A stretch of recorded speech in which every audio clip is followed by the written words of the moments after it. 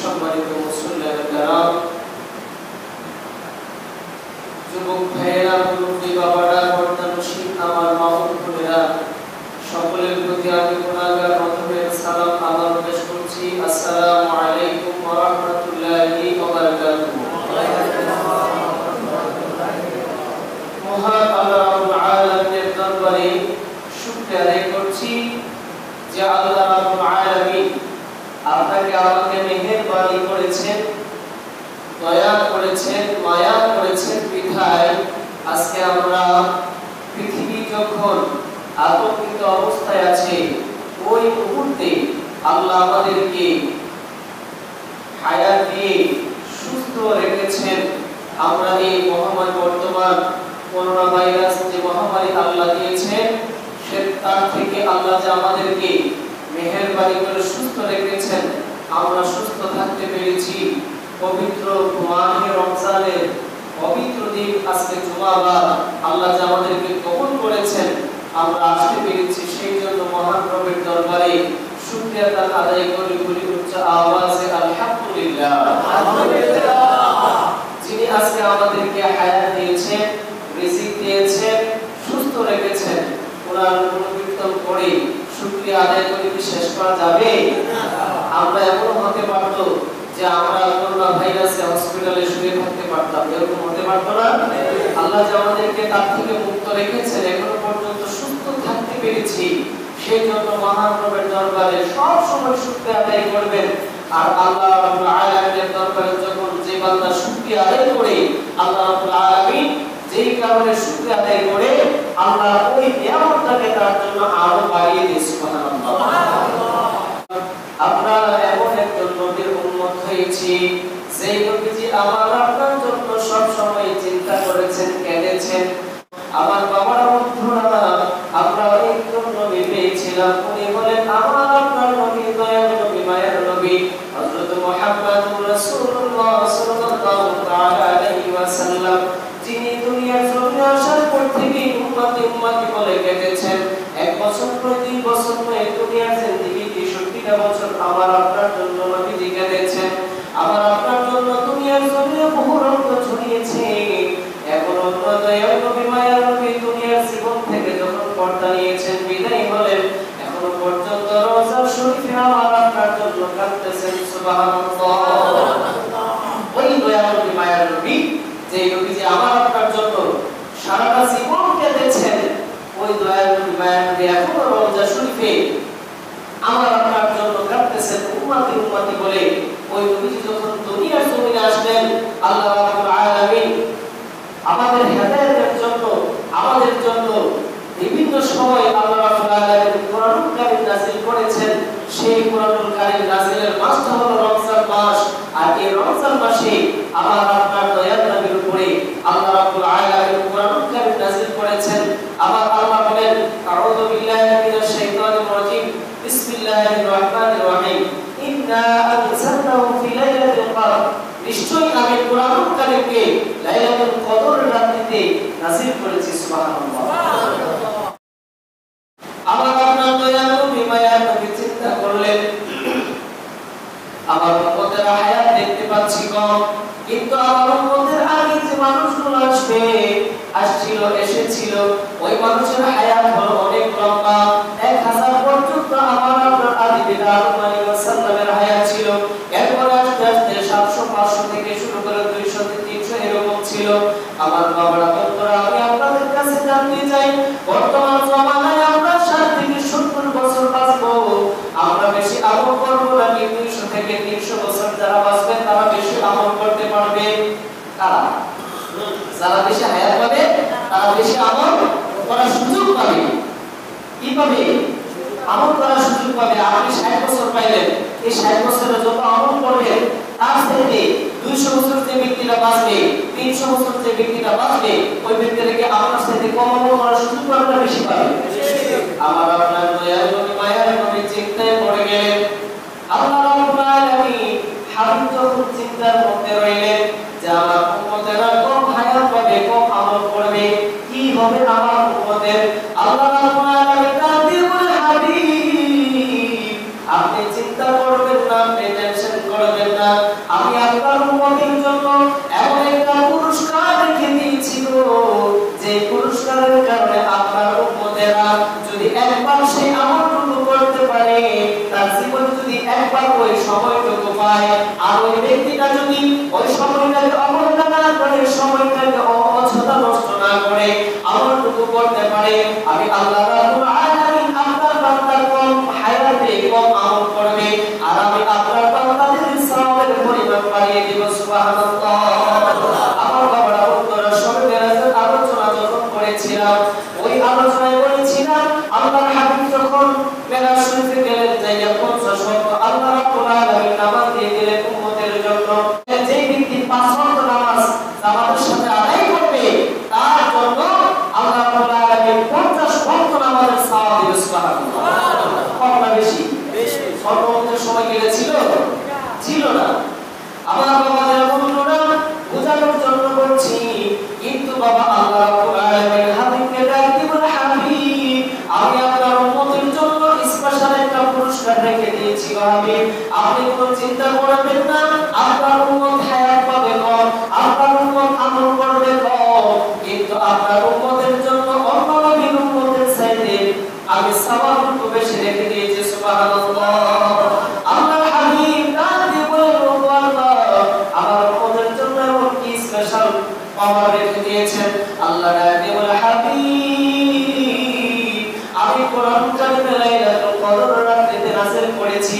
ও হাবিব, আপনার কোন বান্দা, আপনার কোন উম্মত যখন ওই লাইলাতুল কদর তালাশ করবে, লাইলাতুল কদরে আমল বন্দেগী করবে, সারা রাত জাগা থেকে লাইলাতুল কদরের রাতে থেকে তার জীবনের গুনাহগুলি যখন আমার দরবারে ক্ষমা চাইবো, আপনার বান্দারা লাইলাতুল কদরের একটা রাতে যখন আমল করবে, সেই সময় কদরের রাতে হয়, ওই সময় যখন তার আমল বন্দেগী করবে, আমি আল্লাহ রাব্বুল আলামিন ওই কদরের রাতে যারা আমল করবে, তার আমলনামার মধ্যে একটা রাতে তার আমল করবে, কিন্তু তার আমলনামার মধ্যে আমি 1000 মাসের চাইতে উত্তম সওয়াব রেখে দিয়েছি। সুবহানাল্লাহ।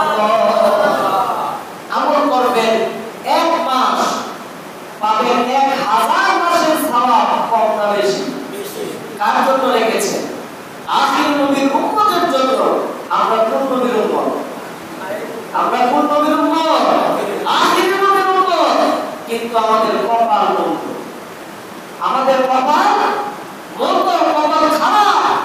এত সওয়াব রেখে দিয়েছেন, কিন্তু বাবা এই যে পবিত্র মাহে রমজান মাস আসলো, দেখা যায় বাড়ির মধ্যে যদি বিবিএ খানা না দেয়, হোটেলের মধ্যে খানা রেডি থাকে। কথা বলে ঠিক কিনা? আমরা সেই নবীর উম্মত হয়েছি, যে নবীর উম্মতের জন্য আল্লাহ রাব্বুল আলামিন 1 মাস আমলের বিনিময়ে 1000 মাসের সওয়াব দিবে।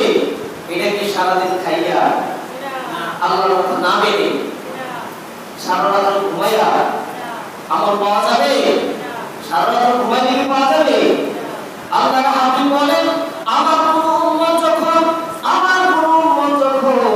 মাহে রমজান মাস পায়, ওই মাহে রমজান মাসের 21তম রাত্রি, 23তম রাত্রি, এমনকি 25তম রাত্রি, 27তম রাত্রি, 29তম রাত্রি, এই 5টা রাত্রিতে আমাদের উম্মতেরা আমল করবে, আল্লাহর দরবারে ক্ষমা চাইবে, আমার ইবাদত বন্দেগীতে সারাটা রাত কাটায় দিবে, ওই ব্যক্তির আমলনামায় 1000 মাসের সওয়াব আল্লাহ দিয়ে দিবে। সুবহানাল্লাহ। এখন আসেন আমরা 27তম রাত্রিতে সম্মিলিতভাবে আমরা শবে কদর রাত্রিতে, কিন্তু আল্লাহর হাবিব বলছেন 5টা রাত্রিতে শবে কদর তালাশ করার জন্য, তার মানে এই 5টা রাত্রিতে আপনি ইবাদত করবেন, 27তম রাত্রিতে যেমনই ভাবে ইবাদত করবেন, আপনি ওই বাকি 5টা রাত্রিতে ইবাদত করবেন, করলে আপনার আমলনামায় শবে কদরের সওয়াব আসবে।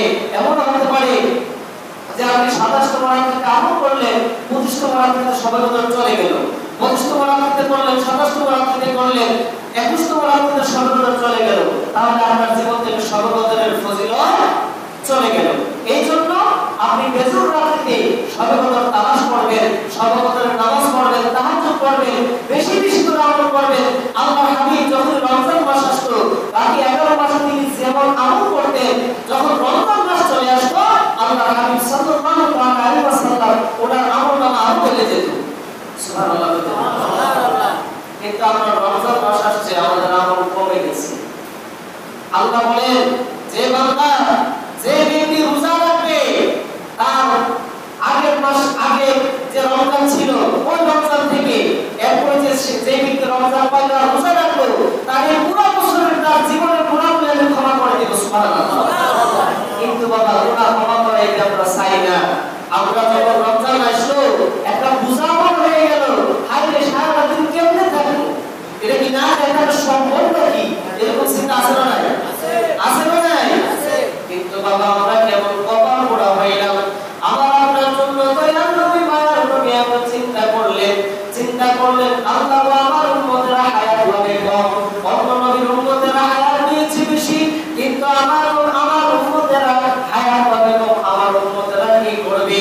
আল্লাহর হাবিব যখন চিন্তা করলেন, এমনই মুহূর্তে আল্লাহ রাব্বুল আলামিন খবর শুনায় দিলেন, ও বন্ধু চিন্তা করিলেন না, আপনি কোনো টেনশন করিলেন না।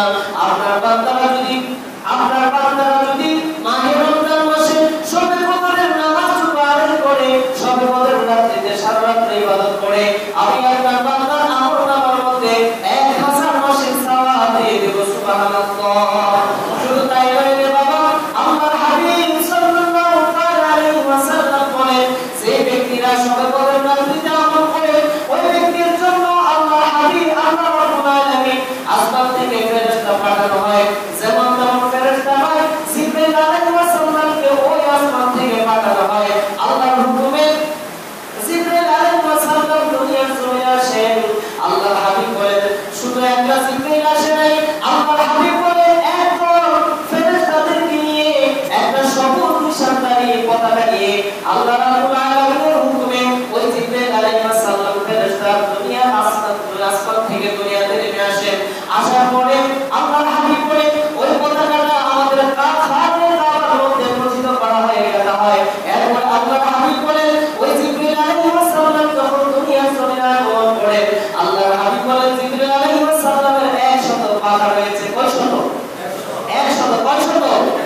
আল্লাহর হাবিব বলেন যে 100 পাখার মধ্যে 98টা পাখা বছরের সব সময় যখনই প্রয়োজন হয় তখনই খোলা হয় ওনার সেই পাখাগুলো, কিন্তু 2টা পাখা। কয়টা? 2টা পাখা তিনি খুলেন না, একমাত্র শবে কদর ব্যতীত। সুবহানাল্লাহ। সেই পাখাগুলো কম দামি হবে না বেশি দামি হবে? যেটাকে আমরা অনেক সময় আমরা যখন কোনো নতুন কাপড় বানাই, এই কাপড়টাকে আমরা সবসময় পরি নাকি কোন জায়গায় বেড়াতে গেলে পরি না, আবার ফালাই রাখি স্ট্যান্ড দিয়ে পরি না? সবসময় পরি নাকি? সবসময় পরি না, এটা আমরা স্পেশাল ভাবে রেখে দেই। তাহলে এই পাখাগুলা, যে 2টা পাখা শবে কদর ব্যতীত কোন সময় খোলেন না, এটাকে সাধারণ কোনো পাখা? সাধারণ কোনো পাখা নয়। আমার আপনার দয়াল নবী মায়ার নবী বলেন, উম্মত তুমি কেন অবহেলা করে সময়টুকু পার করে দাও রে উম্মত? তুমি কেন আল্লাহর আদেশ মানছো না? আমি নবীজির সুন্নাত কেন পালন করছো না রে উম্মত? ও উম্মত শোনো, আল্লাহ রাব্বুল আলামিনের হুকুমে জিবরাইল আলাইহিস সালাম দুনিয়ার জমিনে আগমন করবেন। ওই দুনিয়ার জমিনে আগমন কইরা ওদের যে 2টা স্পেশাল পাখা আছে, 2টা স্পেশাল পাখা আছে, ওই পাখাটা শবে কদরের রাতে এই পৃথিবীর জমিনে আইসা এইভাবে খুলে দেওয়া হয়। আল্লাহর নবীর হাদিস শরীফে পাইলাম, যখনই ওনার পাখাটাকে ডান হাতের পাখাটা খুলে দেওয়া হয়, হাদিস শরীফে আছে একটা পাখা যখন খোলা হয়, এই পৃথিবীর জমিনে একদম পূর্ব প্রান্ত পর্যন্ত ওই পাখাটা বিস্তৃত হয়ে যায়। সুবহানাল্লাহ। শুধু তাই নয় বাবা, আরেকটা পাখা যখন খোলা হয়, ওই পাখাটা, ওই দ্বিতীয় পাখাটা পশ্চিম প্রান্ত পর্যন্ত হাত তোলা এইভাবে যখন প্রসারিত করে, 2টা পাখা যখন খোলা হয়, পূর্ব থেকে পশ্চিম পর্যন্ত পুরো পৃথিবীটাকে 2টা পাখার বিনিময়ে ফেলে দেওয়া হয়। সুবহানাল্লাহ। আমাদের জন্য কত পাওয়ার রেখে দিয়েছেন, কি পুরস্কার রেখে দিয়েছেন, এরপর আমরা আমল করতে রাজি না।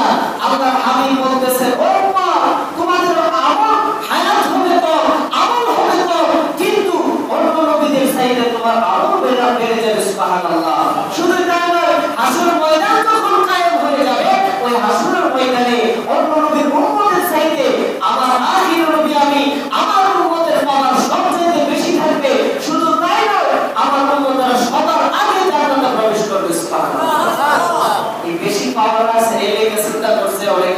যে পাওয়ার বেশি আছে চিন্তা কি রোজা রাখার দরকার নেই, খাবারের খাওয়া দিয়ে যাবো না, পারা যাবে?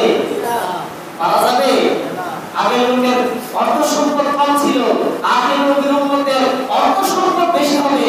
অনেকে ধারণা চায় কোটি কোটি টাকা, আবার 1 কোটি টাকা যদি ফেরেশতারা দেয় তাইলে তো 1 কোটি টাকা আলাদা জান্নাতে নিয়ে দিব। পাওয়া যাবে? পাওয়া যাবে? চাকরি পাওয়া যায়, দুর্নীতি করা যায়, সকল কিছু করা যায় দুনিয়ার জমিনে টাকার বিনিময়ে।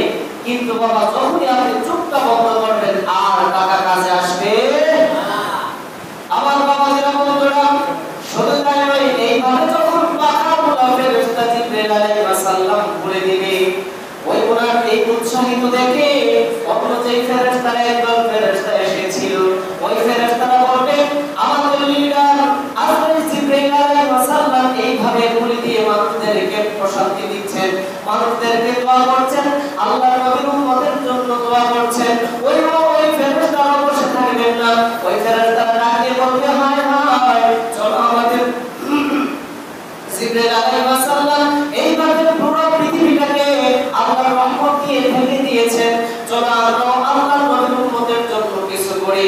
হাদিস শরীফে আছে আমার আপনার দয়ার নবী ডাকতে বলে আর বাধা কইরো না, বাধা কইরো না রে উম্মত, আমার ওই আল্লাহ রাব্বুল আলামিন যে ফেরেশতাদেরকে পাঠাবে, ওই ফেরেশতারা দুনিয়ার জমিনে আসবে, আর তখন দেখবে সবেকতের রাত্রিতে আমার উম্মতেরা দাঁড়িয়ে নামাজ পড়বে, ওই উম্মতের জন্য আল্লাহর দরবারে ওই ফেরেশতারা দোয়া করতে থাকবে সুবহানাল্লাহ।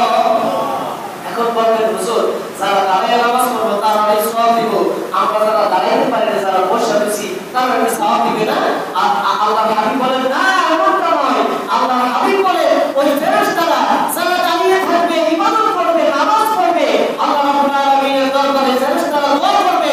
শুধু তাই নয়, যারা বসে নামাজ পড়বে তাদের জন্য ফেরেশতারা দোয়া করবে সুবহানাল্লাহ।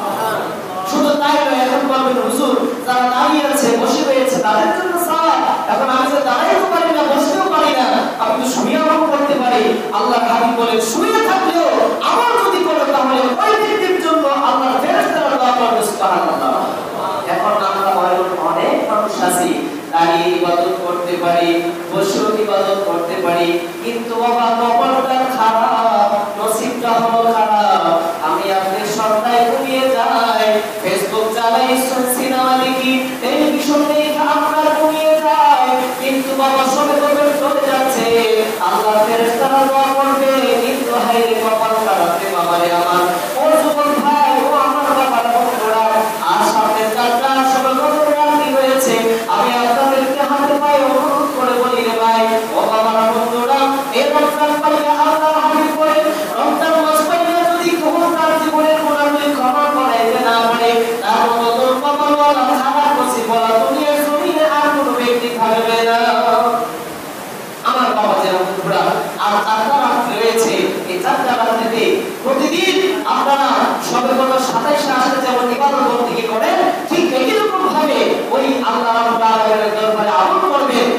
এই আমল করার বিনিময়ে 1000 বছর সওয়াব আপনার আমলনামায় আসবে। আল্লাহর হাবিব সাল্লাল্লাহু আলাইহি ওয়াসাল্লাম বলেন 1000 বছর আমলনামায় সওয়াব আসবে, এরপরে ওই ফেরেশতারা তাদের জন্য দোয়া করবে, যারা দাঁড়িয়ে বসে শুয়ে আল্লাহ রাব্বুল আলামিনের কাছে ইবাদত করবে, নামাজ পড়বে,